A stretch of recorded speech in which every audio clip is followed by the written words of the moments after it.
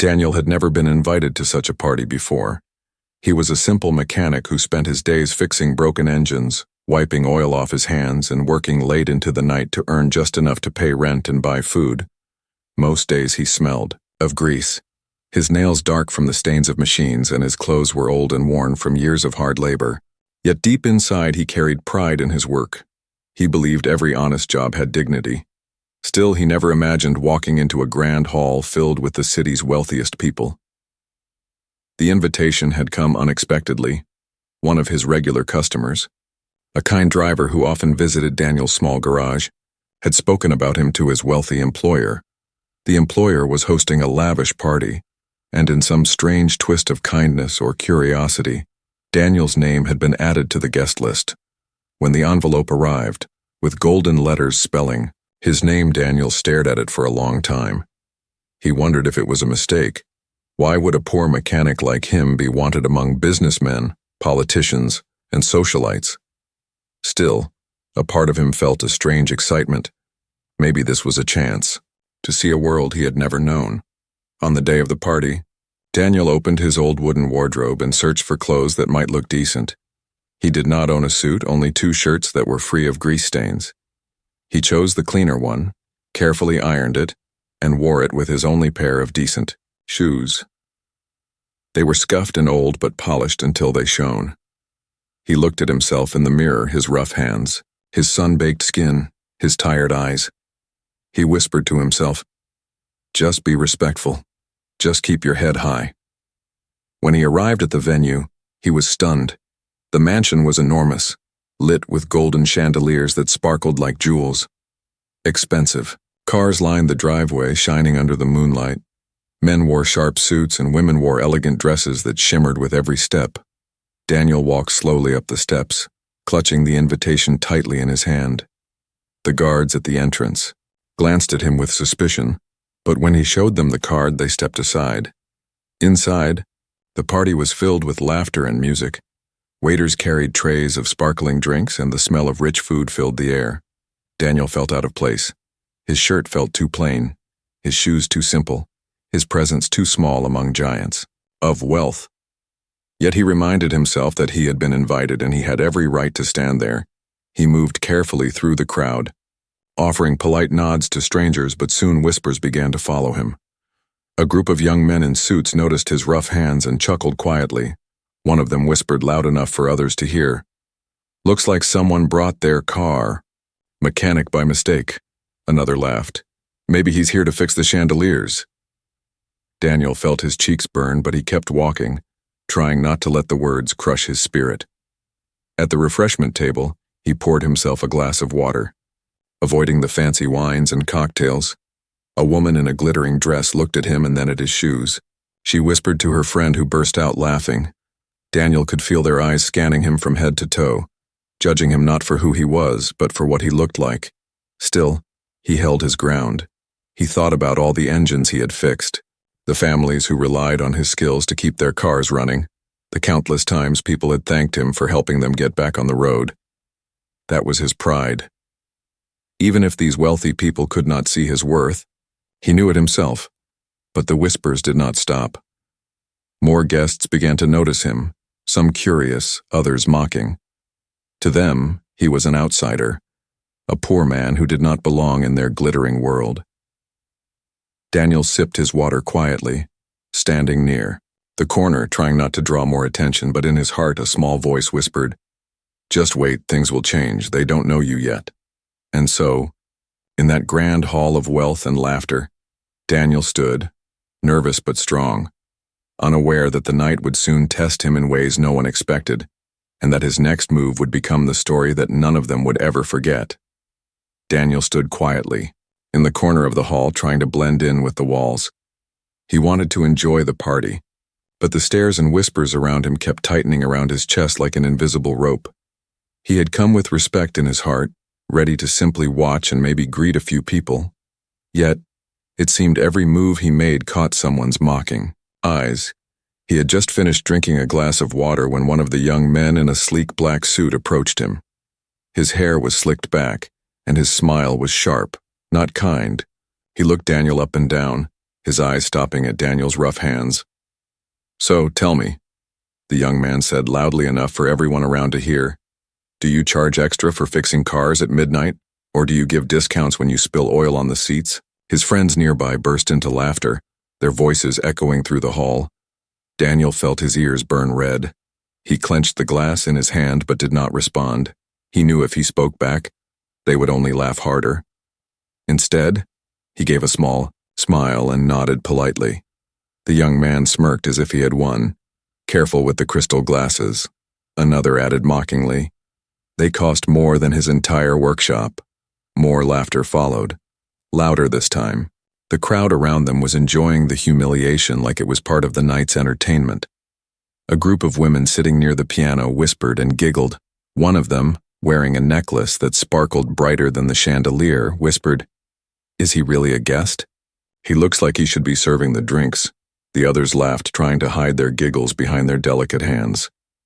Daniel heard every word. His heart grew heavier, but he refused to show weakness.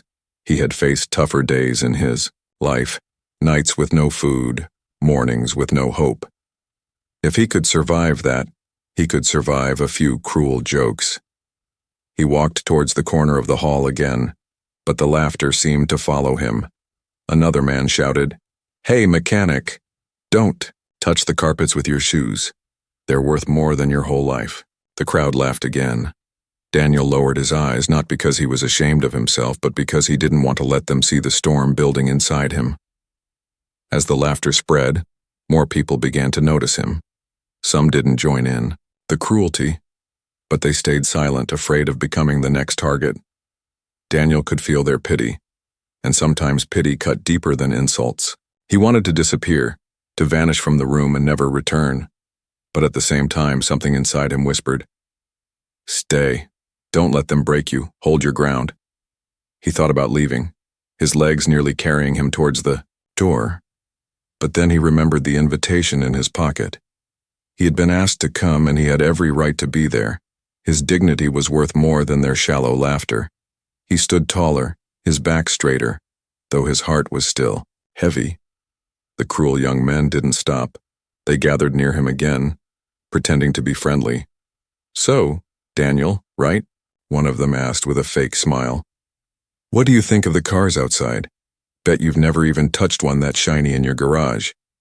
Another chimed in, "Maybe we should let him check under the hood. He looks desperate to work." Their words were sharp knives, and the laughter around him was the applause that drove them deeper. Daniel wanted to defend himself, to tell them that he was proud of his work, that people trusted him with their lives on the road, that his hands, though rough, had saved countless families by fixing their broken engines. But he stayed quiet, letting their words echo without answer. Silence was sometimes the strongest shield, and though they thought they had won, Daniel knew his time to speak would come, not with words but with actions. The evening dragged on, the music played, and the laughter never seemed to stop. But deep inside Daniel's chest, where the pain and anger mixed, something else was also forming. It was not weakness, it was not shame, it was strength, silent and powerful, waiting for the right moment. They thought they had humiliated him completely, but they did not know that soon their laughter would turn to silence, and the memory of their cruelty would haunt them forever. And so Daniel stood among them, insulted, mocked, and laughed at, but unbroken, his eyes calm, his spirit strong. His silence was not surrender. It was the beginning of a lesson they would never forget. The laughter in the hall was still fresh when it suddenly stopped. A loud crashing sound echoed from outside, strong enough to break the flow of music and chatter. People turned their heads, their smiles fading as they wondered what had happened. The wealthy host, a man with silver hair and a proud posture, looked toward the entrance. His prized luxury car was supposed to be displayed that night, a machine worth more than most people could imagine. It had been parked just outside under a special cover, waiting for the moment he would show it to. His guests' curiosity filled the hall as whispers spread. Some of the guests rushed outside, heels clicking on the marble floors, tuxedos swaying. Daniel followed slowly, his heart still heavy from the insults, but his curiosity stronger than his pain. As he stepped into the cool night air, He saw the sight that stunned everyone. The host's car, a rare masterpiece that had been the highlight of the evening, stood silent and dead. Its headlights flickered, weakly then faded. A faint smell of burnt wires spread in the air. The guests gasped, some shook their heads. "How embarrassing," one man whispered. "Such an expensive car and it refuses to start." Another chuckled cruelly. "Looks like his millions couldn't buy reliability." The host's face turned pale. His pride rested in that machine. It was not just a car to him. It was a symbol of his status, his power, and his success. And now, in front of the wealthiest people of the city, it had failed. Mechanics from the showroom had been called earlier to prepare the vehicle. Everyone expected perfection, yet the machine stood still, refusing to obey its owner. The young men who had mocked Daniel earlier smirked, whispering among themselves. They enjoyed the humiliation of the host, but they didn't realize fate was preparing a twist for them too. The host tried to remain calm. "It must be a small issue," he said loudly, but his voice shook. He signaled his staff, who rushed forward nervously, fumbling with the keys, pressing buttons, but the car refused to respond. Its engine stayed cold, and each failed attempt only deepened the silence. The guests began to lose patience. Some laughed quietly. Others whispered cruelly, "What a shame, to show off something so expensive, only for it to break in front of everyone." The host's pride was cracking with every word. His hands trembled as he turned away from the car, avoiding the stares of his guests. Daniel stood at the edge of the crowd. His eyes studied the car carefully. He recognized the faint smell of wires, the way the lights had flickered before dying, the clicking noise when the staff tried to start the engine. He had seen this problem before, countless times in the small cars of his customers. To him, it was not a mystery. It was something his hands knew well. He hesitated for a moment. His heart beat faster. Should he step forward, or should he stay silent? The memory of the cruel laughter was still fresh. If he spoke, they might mock him again. They might laugh harder, calling him a fool for daring to touch a machine worth more than his entire life. But another voice inside him whispered, "This is your chance. This is why you stayed. Don't let fear stop you." The air grew tense as the host stood there, humiliated, unsure what to do. The whispers of the crowd were cutting him deeper than knives. And then Daniel took a step forward. His shoes echoed against the stone ground. Heads turned, eyes narrowed, and the same mocking young men smirked. "What's this? The grease boy wants to try?" One of them whispered, loud enough for others to hear. More laughter followed, but Daniel ignored it. He approached the host with quiet respect, his voice calm but steady. "Sir, if you allow me, I can take a look at the car." The crowd burst into fresh laughter, louder than before. Some clapped sarcastically as if they had just heard the funniest joke of the evening. "The mechanic wants to fix a jewel of engineering," one man said mockingly. "Maybe he'll use chewing gum and tape." Another added. The host looked at Daniel with uncertainty. He had heard of this mechanic from his driver, a man who spoke highly of Daniel's honesty and skill. But this was no ordinary car. It was worth millions still. The desperation in the host's eyes was stronger than his pride. He sighed, nodded slowly, and said, "Go ahead, do what you can." The laughter stopped for a moment, replaced by surprise. People couldn't believe it. The poor mechanic was being allowed to touch a car that most of them could only dream of sitting inside. Some shook their heads, expecting failure. Others smirked, ready to laugh even harder when he embarrassed himself. Daniel walked toward the car. His hands, though rough and scarred from years of labor, were steady. He placed his palm gently on the hood, listening to the silence of the machine. He leaned down, inhaling the faint smell of burnt wires. His mind worked quickly. Sharper than any computer, his heart was calm, and though the world around him was filled with judgment in that moment, it was only him and the car. The guests stood in a wide circle, their laughter waiting, their mockery ready. But none of them knew that the night was about to change forever, for the man they had laughed at, insulted, and pushed aside was about to show them a skill they would never forget. Daniel stood beside the car, the eyes of the crowd burning into him like fire. He could feel their doubt, their laughter bubbling under their breath, waiting for him to fail. The young men who had mocked him earlier stood closest, whispering to each other. One of them muttered, "This will be fun. Let's watch him embarrass himself." Another smirked. "Imagine, a poor mechanic ruining $1 million car." Their words stabbed at Daniel's pride, but he stayed calm. He was used to people underestimating him.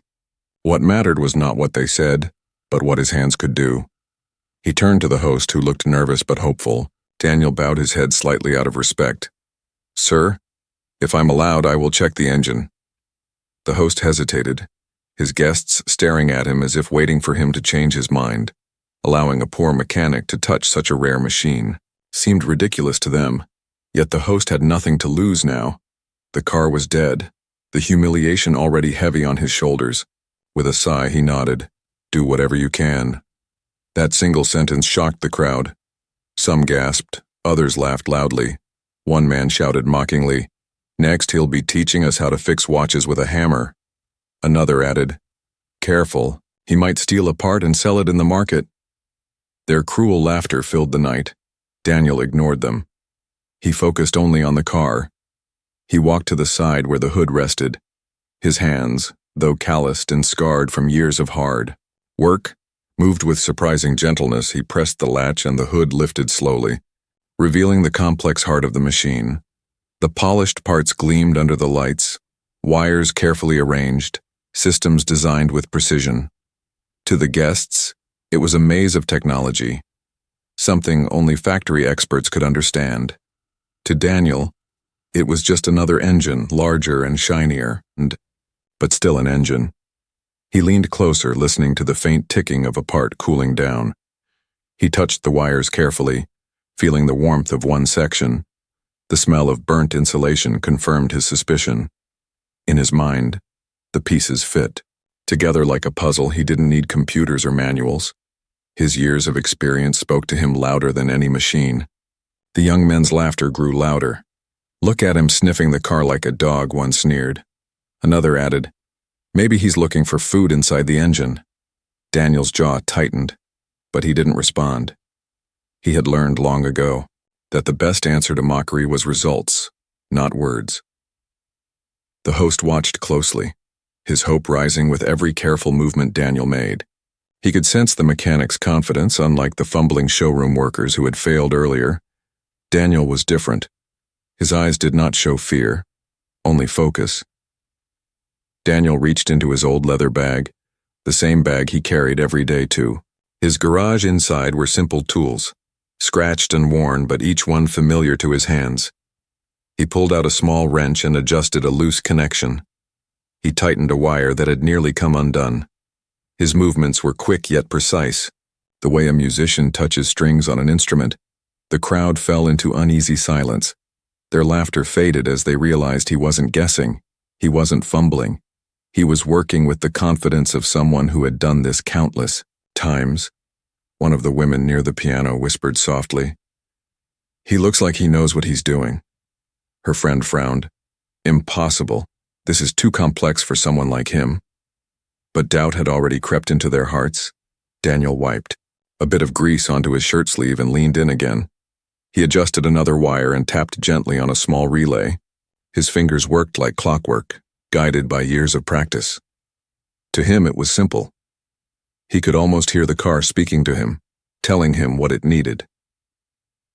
Behind him, the young men crossed their arms, pretending to still be amused, but their smirks were weaker now. One of them muttered, "He'll fail soon, just wait." Yet their eyes betrayed their worry. They hadn't expected him to look so skilled. Finally, Daniel stepped back, his shirt slightly dirtied, his hands carrying fresh marks of oil. He placed his tools back into the bag and closed the hood with a soft click. He turned to the host, his voice steady. "Try it now." The host froze for a second, his heart racing. He reached into his pocket, pulled out the key, and pressed the ignition. For a breathless moment, silence filled the air. Everyone leaned closer, waiting. And then, the engine roared to life, powerful and smooth. The car's lights shone brightly, the polished body reflecting the stunned faces of the crowd. The silence broke into gasps of disbelief. Some guests clapped without thinking, others stared wide-eyed, unable to believe what they had just witnessed. The host's face lit up with relief and pride. He turned to Daniel, his eyes filled with gratitude. He extended his hand and said, "You saved my night." The same crowd that had laughed at Daniel just moments ago now stood speechless. Their mouths closed, their mockery gone, replaced by awe. The young men lowered their heads, their smirks gone. For the first time that evening, they had no words. The poor mechanic they had mocked had just done what none of them could ever dream of doing. Daniel nodded politely, his voice calm. "It was nothing, sir. Just a small issue." But in truth, it was not nothing. It was a moment that would stay in everyone's memory. A moment when skill and dignity shone brighter than wealth and pride. The laughter that had humiliated him earlier was gone, replaced by silence and respect. And though Daniel did not smile widely, deep inside his heart, he knew this was only the beginning of the lesson fate had written for those who had mocked him. The car's engine roared like thunder, smooth and strong, and the entire crowd froze in shock. For a moment, no one moved.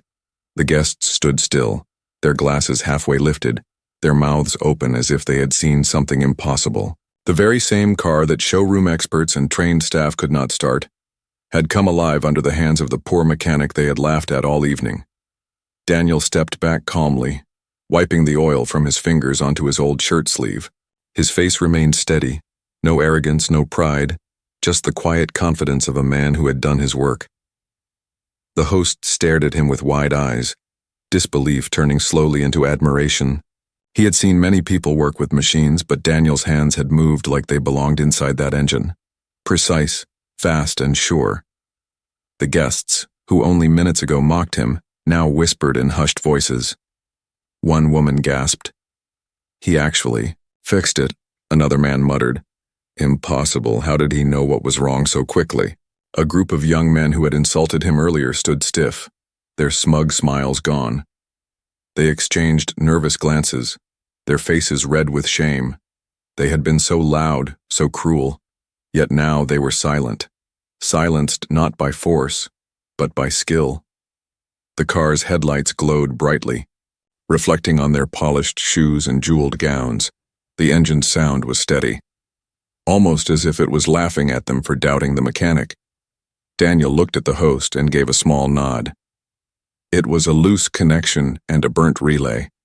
"Nothing too serious," he explained. His voice was simple, humble. But those words carried more weight than all the expensive lessons the rich could buy. The host felt relief flood his chest. He turned to the crowd, his voice strong and clear. "Ladies and gentlemen, tonight we all owe thanks to Mr. Daniel."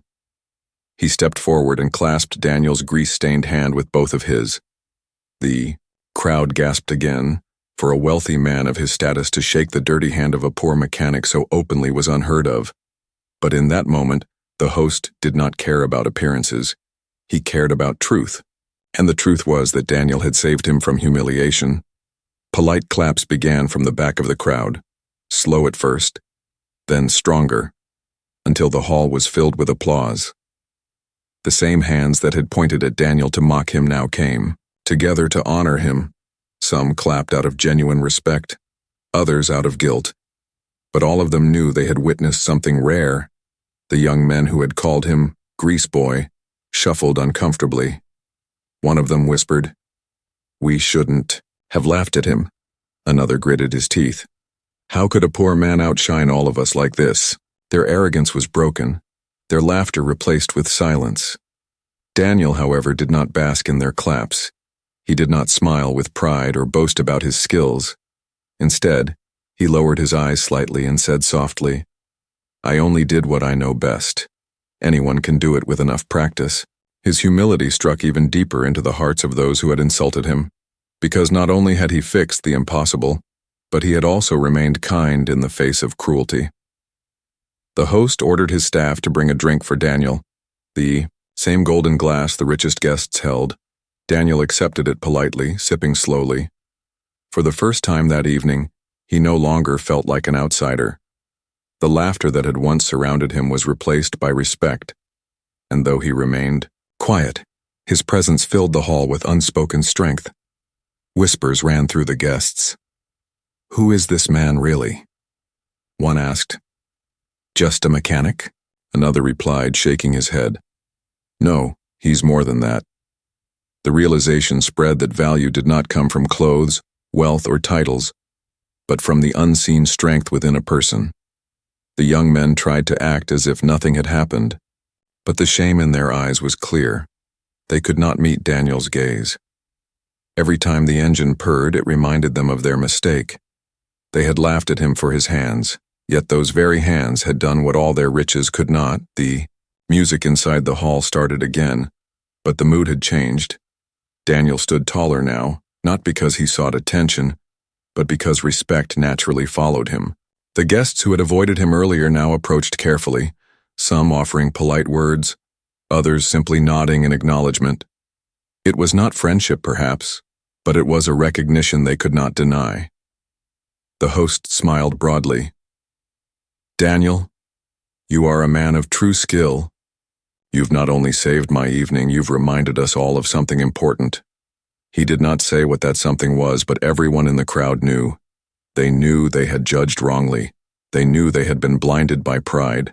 The car, still running strong, seemed like a symbol of Daniel himself, underestimated, mocked, but steady and powerful when given a chance.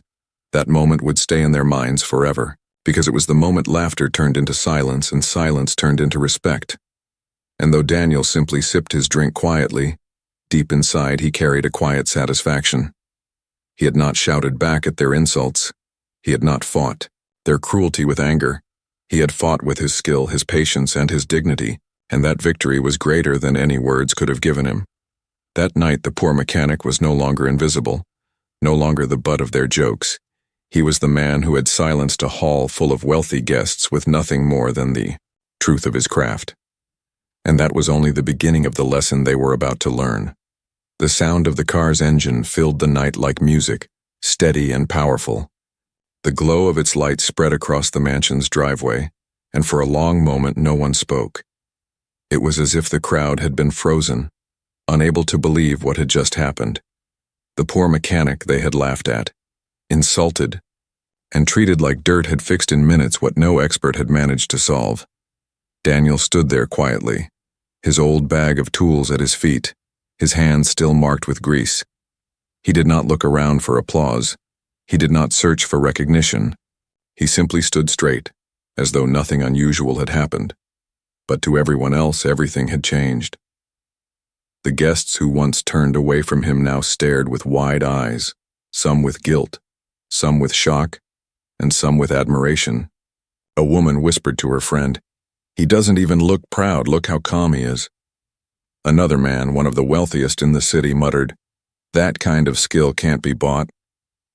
The words spread softly among them, like ripples on water. The host stepped closer, his voice louder than before, filled with gratitude. "This man deserves respect, more than all of us who stood here mocking him." His words struck the crowd like lightning. Some lowered their heads in shame. Remembering the cruel things they had said, the young men who had called him Grease Boy could not meet anyone's eyes. Their faces flushed red, their arrogance crumbling in the glow of Daniel's success. Daniel felt their stares, but he did not let pride swell in his chest. He had lived long enough to know that respect gained through skill was stronger than anything. Given by wealth, he took a step back from the car, carefully closing the hood with a soft click. His movements were humble, almost gentle, and yet each one carried a quiet authority. The atmosphere of the party shifted. Where there had been laughter at his expense, now there was silence filled with respect. Guests began approaching him, some cautiously, others with genuine admiration. A businessman extended his hand. "Impressive work," he said sincerely. A woman added, "You must be a genius with machines." Daniel smiled politely, shook their hands, and replied in his simple voice, "I just do what I know best, nothing more." The arrogance in the room began to dissolve, replaced by curiosity. People who had ignored him earlier now wanted to speak with him. They asked about his work, his small garage, his experience. And for the first time that night, Daniel felt like a guest instead of an intruder. The young men who had mocked him earlier stood in the background, restless and ashamed. They had laughed the loudest, yet now they were the quietest. One of them whispered bitterly, "We should never have spoken to him that way," another muttered. "He showed us up in front of everyone." Their pride had been shattered, not by insults or revenge, but by truth. The host lifted a glass and called for attention. The music stopped once more, and all eyes turned to him. He raised his voice. "Let this be a reminder to all of us. Respect is not measured by clothes or wealth. It is measured by what a person can do. Tonight this man has shown us that skill, hard work, and dignity are worth more than gold." The crowd applauded. This time with true feeling, Daniel stood still, his heart warm but his face calm. He had never expected such words, never expected applause. To him, fixing an engine was part of life, something he had done since he was a boy. But here, in this grand place, his work had spoken louder than he ever could. Some guests came closer, eager to make conversation. A young woman asked softly, "Do you teach others?" "My brother loves cars." Daniel chuckled lightly. "I don't teach, but I don't mind showing anyone willing to learn." Others listened, surprised at his humility. He had just silenced a hall full of wealthy people, yet he still spoke with kindness. The car continued to hum smoothly, a reminder of his skill, and every glance at it made the guests feel the sting of their earlier judgment. They had measured him by his clothes, his rough hands, and his plain shoes. But none of that mattered now. What mattered was the truth that had unfolded before their very eyes. The young men finally gathered the courage to step forward. They looked awkward, their pride gone. One of them cleared his throat and said, We were wrong about you." Another added nervously, "You have our respect." Their voices were weak, but the words were real. Daniel looked at them calmly. He did not scold them, did not humiliate them in return. He only nodded and replied softly, "Respect is not about words. It is about how you treat people." His words were simple, but they cut deep, leaving the young men silent once more. As the night moved on, Daniel became the quiet center of attention. Guests approached him not out of pity but out of genuine interest. They wanted to know his story, and each time he answered with honesty. His life had been hard, filled with struggles, but he had never complained. He had always worked with dignity, and tonight that dignity shone brighter than all the jewels in the room. The party continued with music and laughter, but the tone was different now. The arrogance was gone, replaced by humility. And at the heart of it all stood Daniel, the poor mechanic who had entered the hall as a joke but now stood as a man everyone respected. Inside his heart, Daniel felt a quiet peace. He had not planned for this, he had only wanted to behave with dignity, but fate had given him a moment to show who he truly was, and he had taken it, not with anger, not with pride, but with the calm strength of a man who knew his worth. That night, everyone learned a lesson they would never forget. Respect does not come from wealth or titles. It comes from truth, from skill, from the way a person carries themselves. And Daniel, the poor mechanic, had taught them all in a way no one else could. The night was already unforgettable, but what happened next sealed Daniel's place in everyone's memory forever. The car continued to purr like a living beast, and the wealthy host could not stop smiling. Relief and pride radiated from him. He looked around at his guests, most of whom were still whispering about the poor mechanic who had outshone them all. Then, with a strong voice, he called out, "Tonight, this man has not only saved my car, he has saved my honor. For that, I owe him something greater than thanks." The crowd grew silent again, their glasses lowered, their eyes wide. They wondered what the host would do.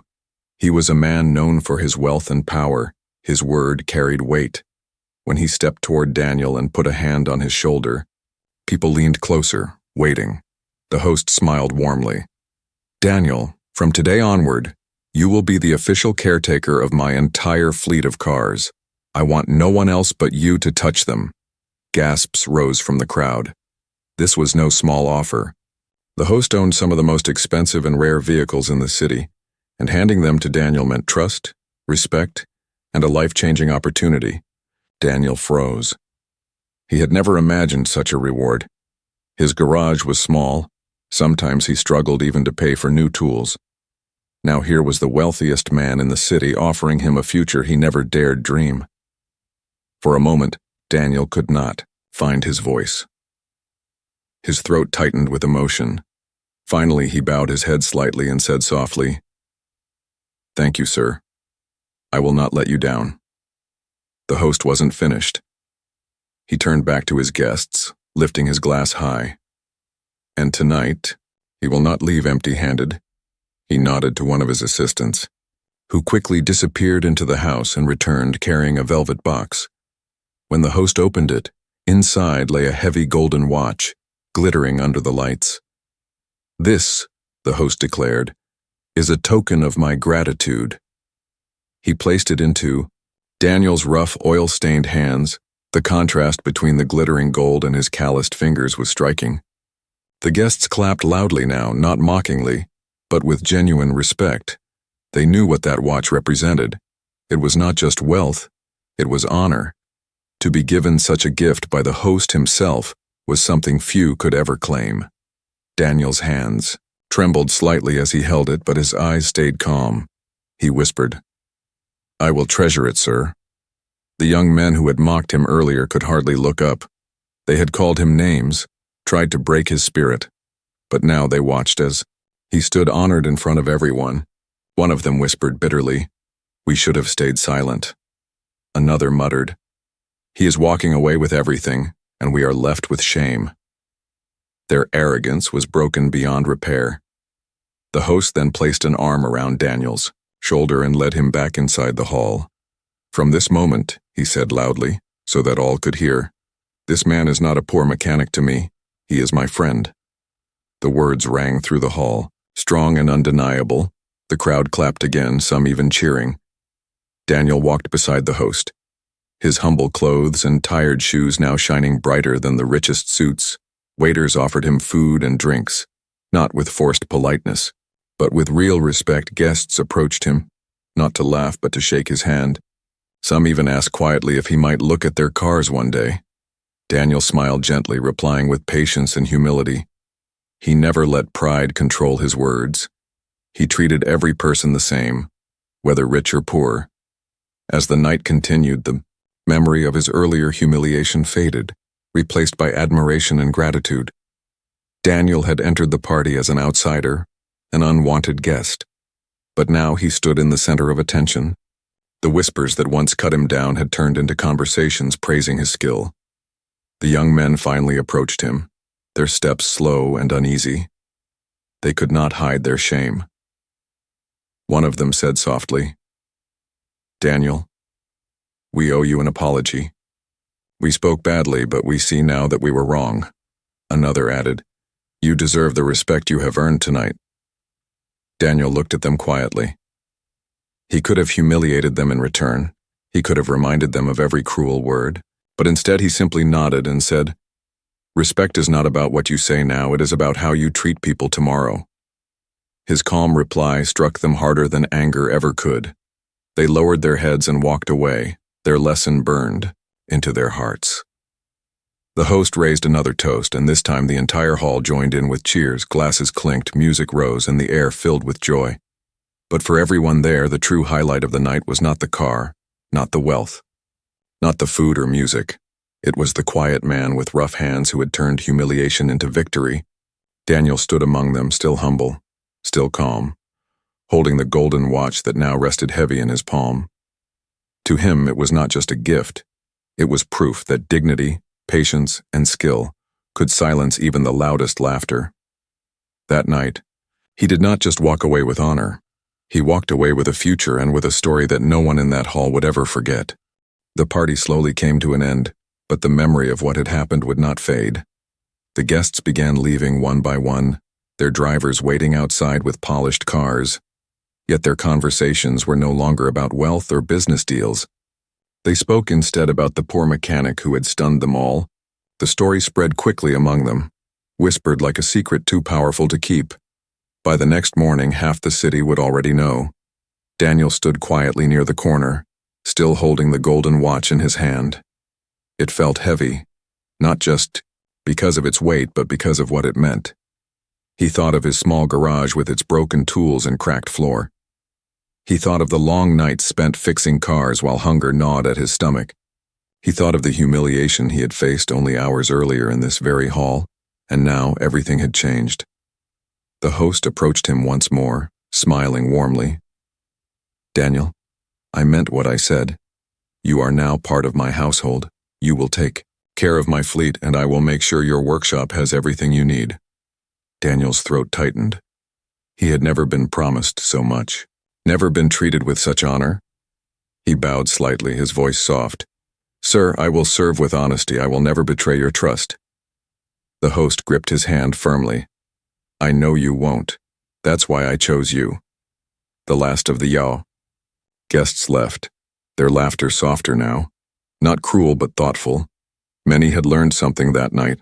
They had seen how easily arrogance could be broken and how dignity could rise from the unlikeliest place. They had mocked a man because of his clothes, his hands, and his humble life. But they would never dare to do so again. Not after what they had witnessed. Daniel left the mansion and walked down the quiet street under the stars. The night air was cool and the city lights flickered in the distance. He carried his old bag of tools in one hand and the golden watch in the other. His shoes were still worn, his shirt still plain, but inside something had changed forever. He no longer felt small, no longer felt invisible. He knew now that his worth had never been measured by riches but by the skill in his hands and the honesty in his heart. When he reached his neighborhood, people were still awake. Some greeted him with curiosity. "Daniel, where were you?" "We heard you were at the big mansion." He smiled faintly and replied, "It was a strange night, one I will never forget."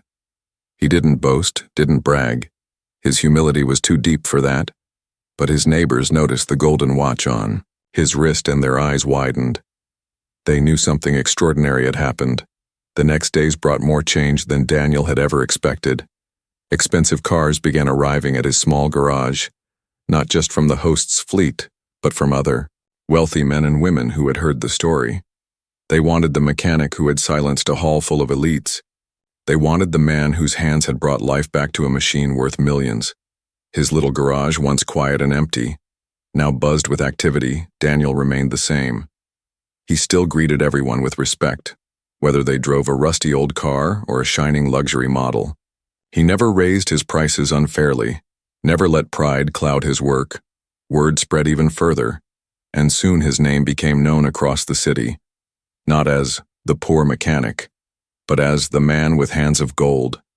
The young men who had humiliated him avoided his eyes when they passed him in the city. Their arrogance was gone, replaced by shame. They remembered too well how they had laughed, how they had tried to crush him with words, yet he had risen higher than they ever could. His silence that night had been stronger than their insults, and it would haunt them for years. The wealthy host remained loyal to his promise. He supported. Daniel provided new tools and made sure his workshop grew into something far greater than before. But more than wealth, he gave Daniel something priceless: respect. He treated him as an equal, inviting him to his home, introducing him proudly as a friend. That was the true reward. Years later, people still spoke about that night. They told the story of the mechanic who had walked into a hall full of prideful guests, been mocked, insulted, and laughed at, yet walked out with respect, honor, and a future brighter than he had ever dreamed. Children in the city heard the story from their parents, told as a lesson: never judge a man by his clothes, judge him by his heart and his skill. And Daniel, though his life changed in many ways, never let the fame or wealth touch his humility. He still walked the same streets, still stopped to help neighbors when their small cars broke down, still smiled kindly at strangers, because he knew what others sometimes forgot, that dignity was not built on riches, but on character. That night at the party became more than just a memory. It became a legend, a reminder for everyone who was there. They had humiliated a poor mechanic, but his next move, the move that came from honesty, patience, and skill, was something they never forgot, and in truth, they never could.